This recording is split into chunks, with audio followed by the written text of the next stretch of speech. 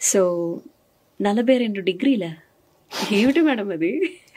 So 42 certifications అనేవి అంటే Ayurveda, acupuncture, physiotherapy, ఐరిడాలజీ, ఖైరోపతి, homeopathy ఇలాగా.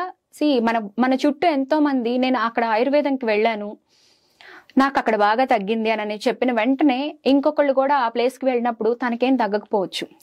ఇంకొంతమందికి వాళ్ళ ప్రాబ్లం హోమియోపతిలో మంచి రిజల్ట్ ఉంది, హోమియోపతి చాలా బాగుంటుంది అంటే ఇంకొంతమంది అమ్మో అది వాడితే నాకేదో అయిపోతుంది అనే భయంతో ఉంటారు. సో ఇక్కడ ప్రతి పతి కూడా చాలా మంచిది.